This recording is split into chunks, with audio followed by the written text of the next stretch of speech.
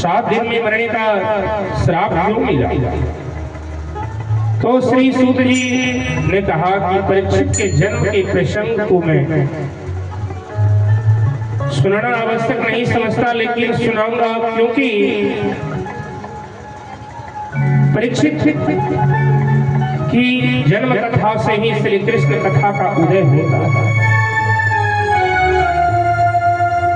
श्री कृष्ण कथा का उदय होता है तो कौरव पांडवों का जब युद्ध चल रहा था, सभी कौरव मारे गए। कौरव में केवल एक बचा था, वो था दुर्योधन। आदरणीय भीमसेन ने अपनी गदा के प्रहार से दुर्योधन की जंघा को तोड़ दिया। एक एक पल गिन रहा था अपनी मौत का, कब मृत्यु हो जाए, कौन आ जाए। ऐसी उनकी परिस्थिति बन गई। दुर्योधन करा है कौरव के गुरुदेव के पुत्र अश्वत्थामा, और अश्वत्थामा ने आकर के कहा कि मित्रवर, ये तुम्हारी दुर्गति किसने की? तुम्हारी जंघा को किसने तोड़ा है? किसने किया है दुर्व्यवहार? दुर्योधन ने कहा कि मित्र, 5 पांडवों ने ऐसा किया। जाओ उन 5 पांडवों को मार करके आओ, कैसे भी हो 5 पांडवों को मार के आने। 5 पांडव अगर मारे गए तो मैं समझूंगा कि मुझे सब कुछ मिल गया। अश्वत्थामा ने कहा कि ये कौन सी बड़ी बात है, समझ लो आज 5 पांडव मर गए, 5 की मृत्यु हो गई। तो यहाँ पर तुलसीदास जी ने रामचरितमानस में बहुत अच्छी सा दोहा लिखा है कि जाको राखे साइया मार सकी ना को, बाल न बाका कह सके, जो जग बैरी हूँ। समझ लो जिनका की रक्षक गोविंद है, कन्हैया जिनका रखवाला है, उन्हें कोई मार सकता है क्या? जब कन्हैया को कोई मार सकता है? नहीं मार सकता।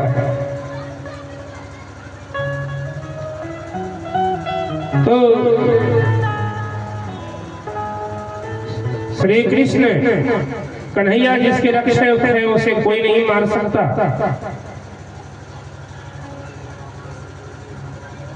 उन्हें कोई 5 पांडव चांद दुपट्टा सो रहे थे, जैसे मुंह ओढ़ करके सोते हैं उसी तरह से सो रहे थे, लेकिन गोविंद छड़ी लेकर के उनकी रखवाली कर रहे हैं। अर्जुन की नींद खुल गई और देखा तो कहा गोपाल आप सोए नहीं? कृष्ण ने कहा मुझे नींद नहीं आ रही। अर्जुन बोले जीवन की भागदौड़ सब आपको सौंप दिया, तो हम सोएंगे तो क्या?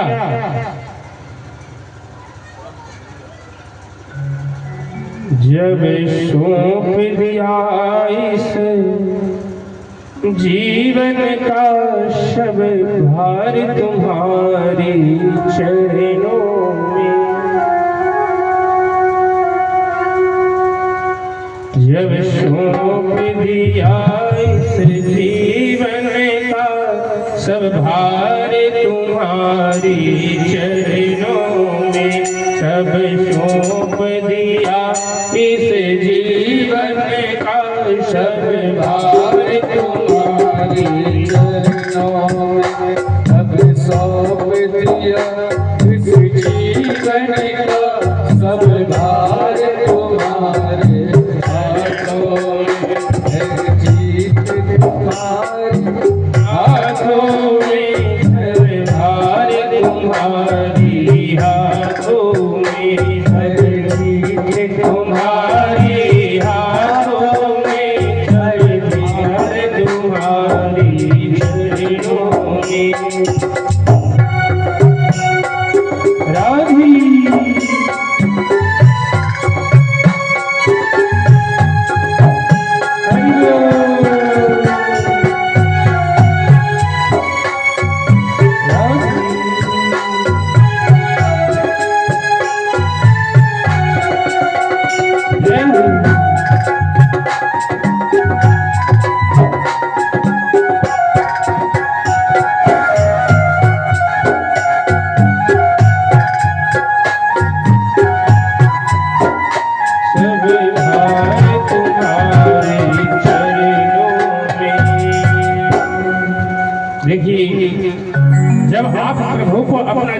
भार जब समर्पित कर चुके, जब कर दिया तो प्रभु आपका रखवाला हो जाता है। ऐसे ही श्री कृष्ण जब पांचों पांडव सो रहे थे तो भगवान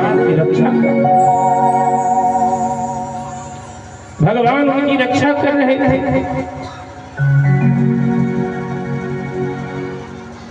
द्रौपदी के पांचों पुत्र भी वहीं पर सो रहे थे।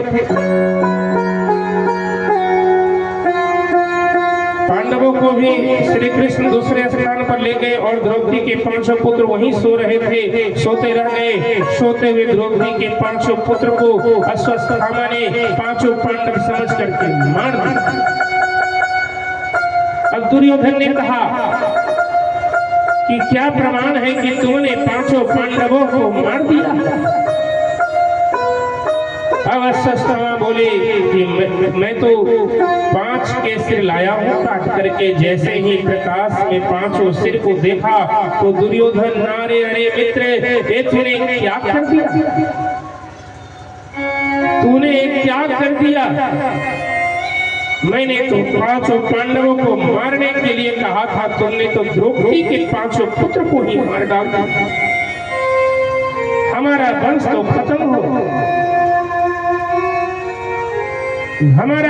खत्म हो ही रहा था। एक पुत्र बचा था मेरा, वो भी मृत्यु को प्राप्त हो गया।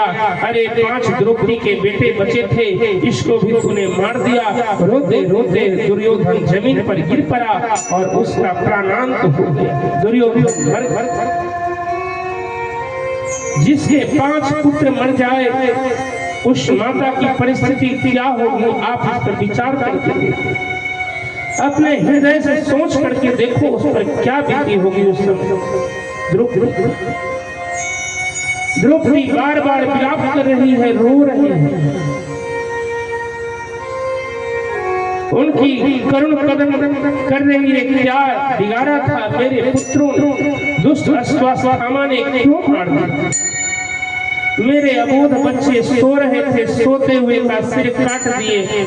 क्यों? इस दृश्य को देखने लाखों नर नारी राम राम कैसा पुष्ट कार्य किया।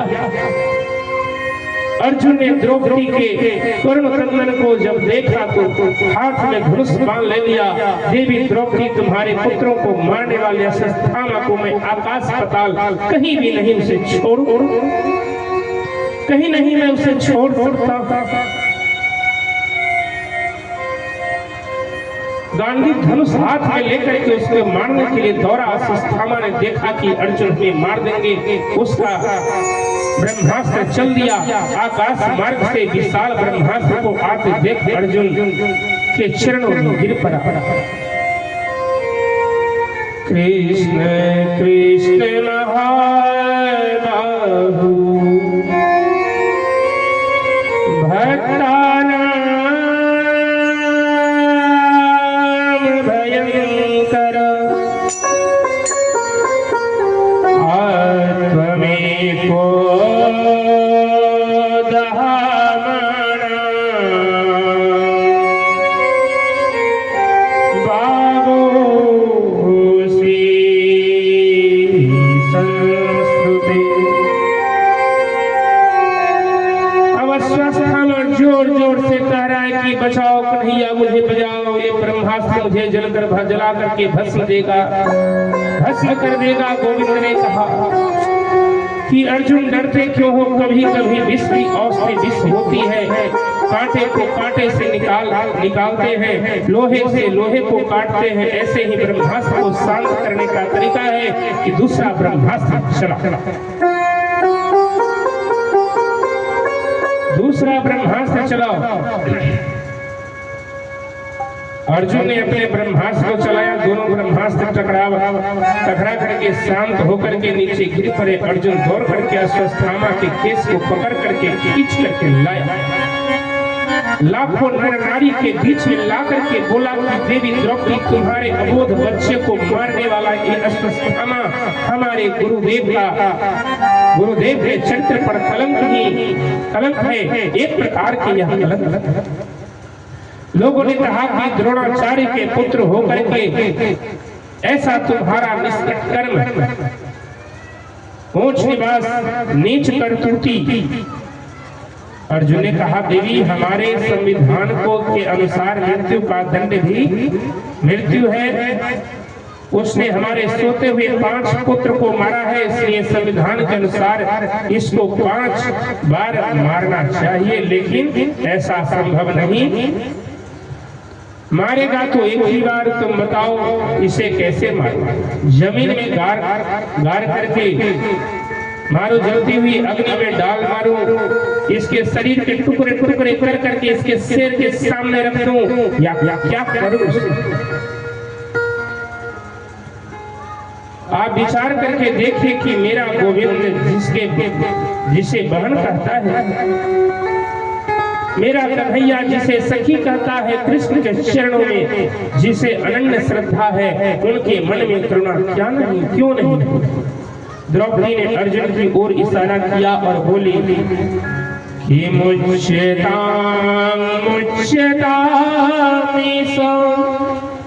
ब्रह्मणो नितरां गुरु। अब कृष्ण कन्हैया वहां पर क्या कहते हैं? अर्जुन से कहते हैं कि छोड़ दीजिए, इसे क्या मिलेगा, इसे मार कर। अर्जुन ने क्या कहा? अर्जुन ने कहा क्या कहते हो तुम? इस पापी को छोड़ दूं जिसने हमारे 5 पुत्र को मार दिया, इसे छोड़ दो। तो द्रौपदी ने कहा कि इसे मारने से मेरे पुत्र वापस नहीं आते। मैं एक माँ हूँ, एक माँ ही दूसरी माँ के में अंतर हृदय वेदना को समझ सकती है। आज मैं ऐसे पुत्रों के लिए पुरही की भांति रुदन करती हूँ। मैं तो अपनी माँ का इकलौता पुत्र हूँ। गुरु माता गौतमी क्या रुदन करती? रुदन नहीं करेगी। द्रोणाचार्य महाराज की विधवा रोएगी नहीं। इनको रोने देना आपको अच्छा लगेगा, इसलिए मेरा निवेदन है कि आप इन्हें मत मारो, क्योंकि गुरु द्रोणाचार्य ने जो विद्या आपके अपने पुत्र को नहीं दी, वह आपको दी है। इनके मन में तो करुणा आ गई। राजनीतिक संविधान में करुणा नहीं होती है, सच के साथ सख्तता का व्यवहार करना चाहिए। उनकी मृत्यु तो निश्चित है, बच नहीं सकती। युधिष्ठिर जी ने पूछा आप बताइए इन्हें मारे या नहीं मारे? तो युधिष्ठिर जी ने कहा कि धर्म ग्रंथ में लिखा है वैसे ही करना। भीमसेन ने कहा कि अर्जुन तुम नहीं मारोगे तो इसे मैं ही मार देता हूँ। ऐसे पापी को मारने से पाप नहीं लगता। नकुल सहदेव ने कहा कि मजले भैया ठीक कह रहे हैं, मारना चाहिए, लेकिन द्रौपदी दया का स्वरूप है, वह कहती है कि मत मारो। मेरे गोविंद द्वारकाधीश शांत। हरे हरे हरे। अर्जुन ने कृष्ण के चरण पकड़ के कहा कि कन्हैया मेरा मार्गदर्शन करो, मैं क्या करूं मेरे गोविंद, मैं क्या करूं? तो अर्जुन शास्त्र में अर्जुन तो कन्हैया कहते हैं कि शास्त्र कहते हैं कि ब्राह्मण चाहे जैसा भी हो क्यों ना, उसे कभी भी मारना नहीं चाहिए। बालकों की हत्यारा कोई भी हो, उसे छोड़ना नहीं चाहिए। ये ब्राह्मण है, इसे मारने का तुम्हें कोई अधिकार नहीं। ये बाल हत्यारा है, इसे छोड़ना पाप होगा। इसलिए मारो भी मत, छोड़ो भी मत। मारो भी, छोड़ो भी। सन्नाटा छा गया। पूरी सभा में भीमसेन ने कहा कि बहुत अच्छा, आप जैसा न्यायाधीश 2 बार हो जाए तो सब धन्य हो जाए। पूजिए विप्र सकल गुणहीना, शूद्र गुण गण प्रेत कवीना, परहित सरसी धर्म नहीं भाई, पर पीरा शम नहीं अधमाई। अर्जुन बेचारे क्या करें, धर्म संकट में पड़ गया, लेकिन फिर भी सभा में अश्वत्थामा को आधी दाढ़ी मोड़ दी, आधी मूछ मोड़ दी, आधे सिर के बाल काट दिए और सिर से उसका मणि निकाल करके धक्के मार करके और उसे निकाल दिया। अधम ब्राह्मण का यही बड़ा बध, इससे बड़ा बध है और क्या हो सकता है। कोई प्रतिष्ठित आदमी का अपमान कर करके उसे छोड़ दोगे, उसी से वह मर जाएगा। ऐसा अपने आश्रम में बैठे बैठे अश्वत्थामा ने अभिमन्यु को विधवा पत्नी के गर्भस्थ शिशु को मारने के लिए ब्रह्मास्त्र चला दिया। जब अश्वत्थामा को यह अपमान सहन नहीं हुआ तो उसने ब्रह्मास्त्र चला दिया। किसके? तो उत्तरा के गर्भ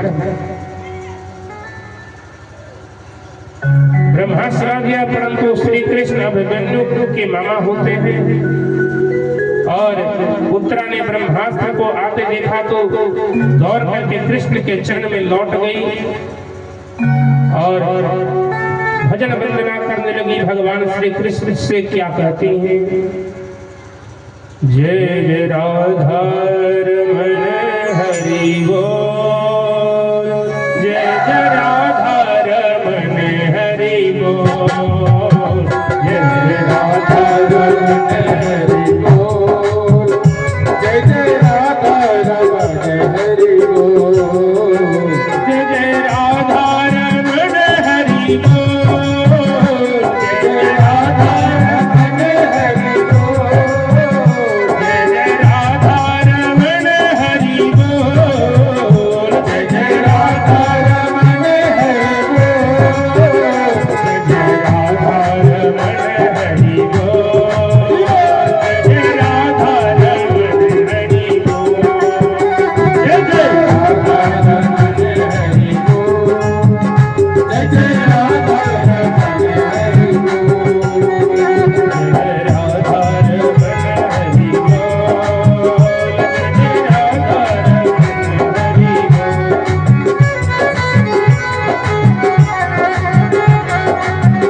हरि बोल,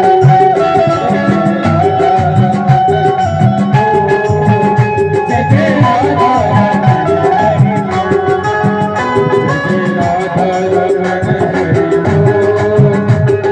राधा रमण हरि बोल, जय जय राधा रमण हरि बोल, जय राधा रमण हरि बोल, जय राधा भागवत भगवान की बोलिए राधा रमण सरकार की जय।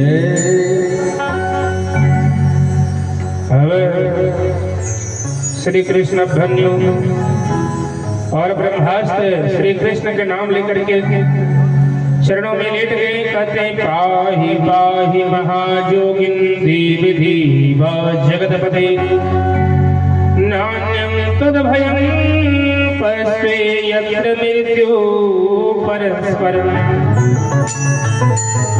उत्तरा कहती है कि हे गोविंद मेरी रक्षा करो, ये ब्रह्मास्त्र मुझे जला करके भस्म कर देगा, उसकी मुझे परवाह नहीं, लेकिन मेरे गर्भस्थ शिशु को मैं कैसे बचाऊं? यदि ये बालक नष्ट हो गया तो पांडवों का वंश में कोई पानी तक देने वाला नहीं बचेगा। मेरे प्रभु ने कहा ऐसा निष्कृत चरित्र उस गुरुपुत्र का है, हो गया। मैंने तो सोचा भी नहीं था ऐसा उसका आचरण हो जाएगा। बेटी तुम एक क्षण के लिए भी चिंतित मत होना, थोड़ी देर के लिए मातृभाव अपने हृदय में लाओ। जैसे ही उत्तरा के मन में मातृभाव आया कि मेरे गोविंद सूक्ष्म रूप से उत्तरा के गर्भ में प्रवेश कर गए और 4 भुजाएं धारण कर ली। मेरे प्रभु और गदा को सुदर्शन चक्र की तरह घुमाया और गर्भस्थ शिशु का प्राण रक्षा कर दी। मेरे गोविंद एक रूप से बाहर भी खड़े हैं और उत्तरा से कहते हैं कि बेटी कोई कष्ट तो नहीं। वही एक सूक्ष्म रूप उत्तरा के गर्भ में है और उत्तरा से पूछ रहे हैं, एक रूप से पूछ रहे हैं कि क्या पुत्री तुम्हें कोई कष्ट हो नहीं। उत्तरा कहती है कि नहीं नहीं, अब मैं स्वस्थ महसूस करती हूँ, मुझे तो अच्छा लग रहा है। जैसे भगवान के सामने जीव की कोई चालाकी नहीं चलती, वैसे ही भक्तों के सामने भगवान की चालाकी नहीं चलती। माता कुंती सब समझ गई, श्री कृष्ण मेरा पुत्र वधू के गर्भ में प्रवेश करके मेरे पौत्र की प्राण रक्षा कर रहा है, मेरे वंश का निर्वंश होने से बचा रहा है। माता कुंती श्री कृष्ण के चरणों में गिर पड़ी और बार बार रुदन करने लगी और कहने लगी कि हे श्री कृष्ण द्वारिका वासिनः देव देव जगतपते। तो हे गोपाल प्रणाम करती हूँ आपको, आप साक्षात जगदीश्वर है, जगत के नियंता है, परात्पर है, अखिलेश्वर है, निर्गुण परब्रह्म है और आप मेरे प्रभु। तो प्रभु जी ने कहा कि बुआ जी क्या कहती हो आप, मुझे भगवान बनाती हो, मुझे परमात्मा कहती हो, मैं तो आपका भतीजा हूँ, आपका भाई का सबसे छोटा पुत्र हूँ। कुंती बोली यही नाटक तुम्हारा विचित्र है लाला, किसी को बुआ बनाते हो, किसी को बुआ बनाते हो, पर एक ऐसे भूल जाते हो कि सबके परवाह केवल तुम ही हो। आज प्रणाम करने से मुझे कोई रोक नहीं सकता। कन्हैया ने समस्त समाजनों को संबोधित करके कहा, कह सुनाया और अपने बुआ मुझे भगवान कहते हैं, मुझे परमात्मा कहती है। अच्छा मैं कहता हूँ कि भगवंता हूँ और मैं भगवान हूँ, इसलिए आप कुछ भी मांग कर सकते हो, जिसके मन में जो आकांक्षा है वह मुझसे मांगो।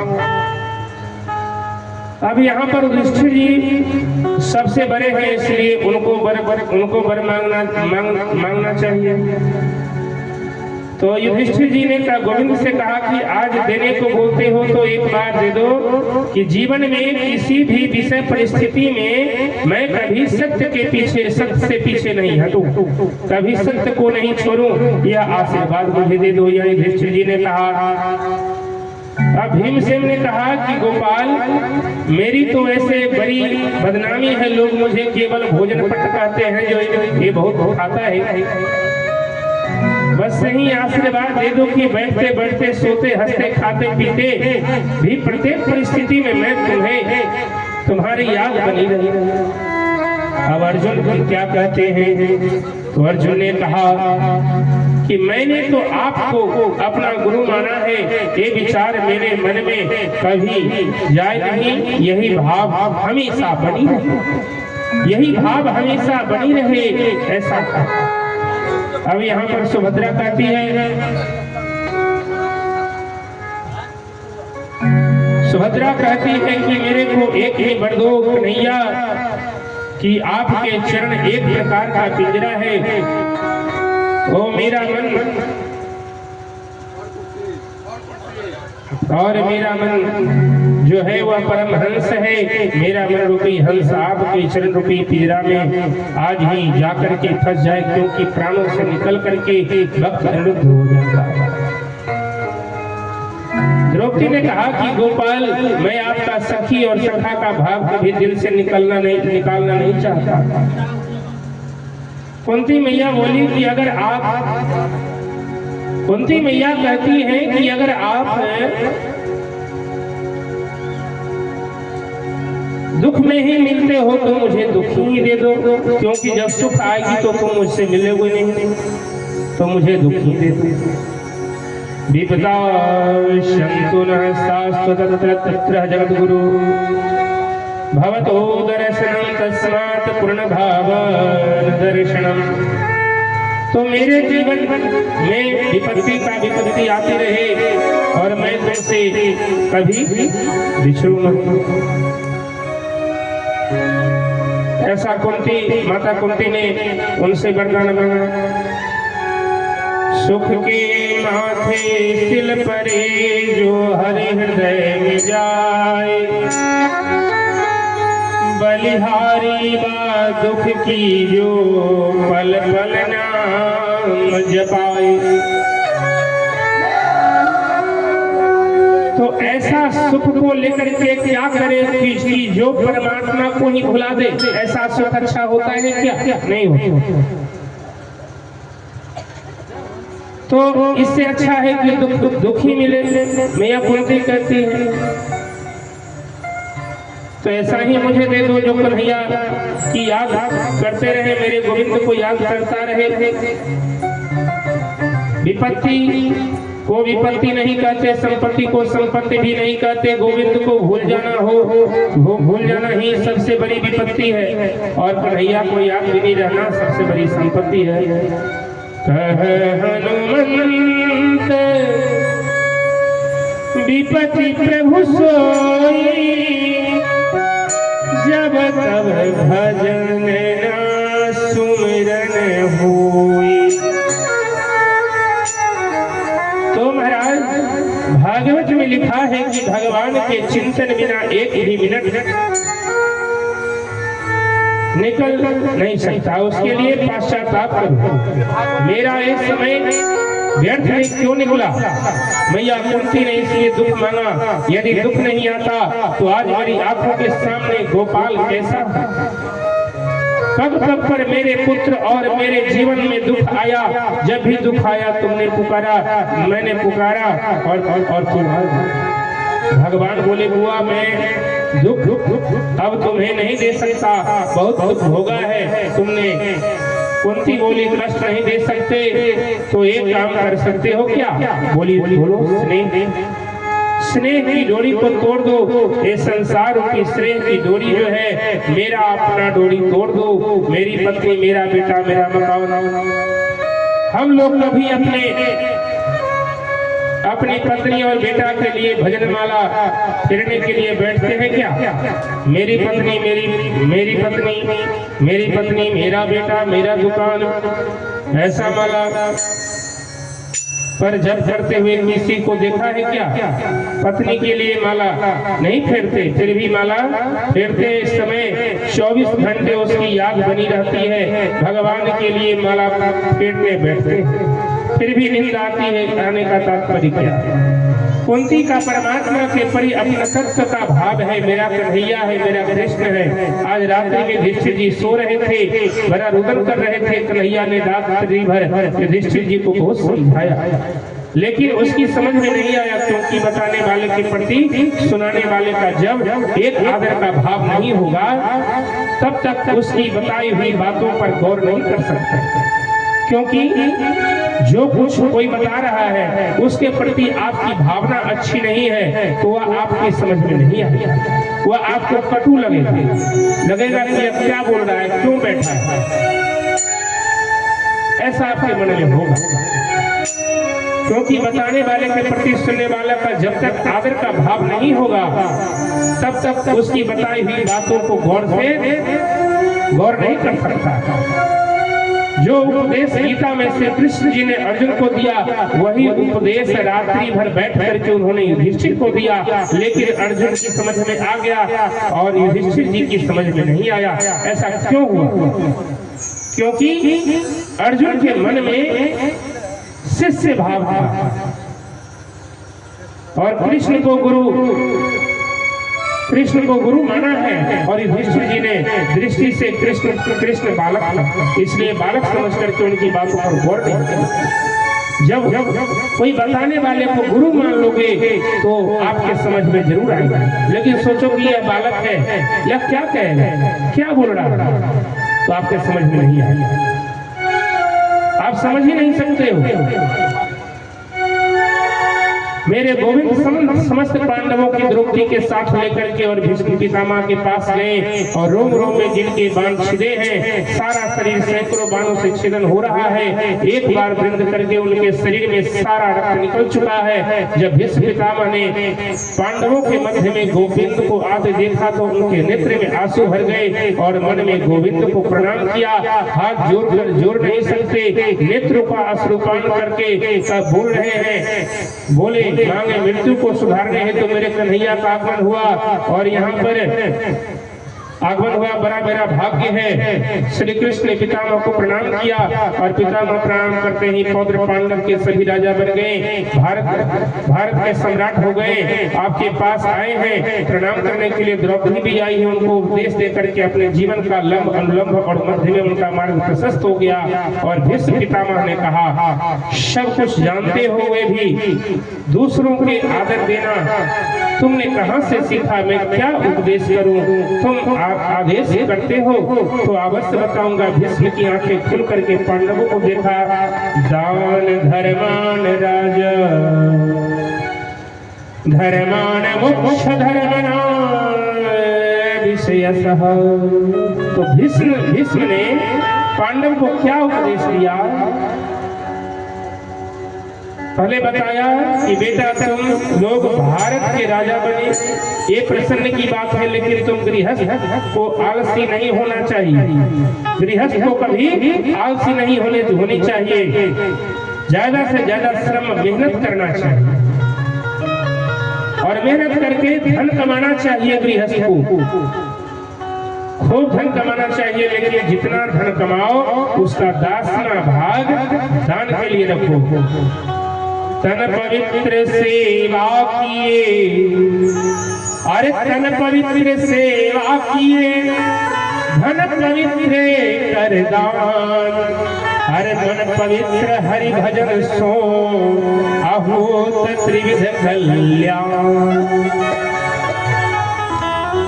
समझिए कि तन पवित्र सेवा किए, जब तन पवित्र होगा तो सेवा कीजिएगा, धन पवित्र करिएगा तो दान कीजिएगा और मन पवित्र रहेगा तो हरि भजन करिएगा।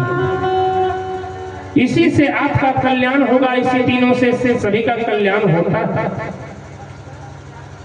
और तुम राजा हो, राजा के लिए पहला कर्तव्य है कि अपने प्राणों की बलि लगा करके प्रजा का शुभचिंतक तक बने।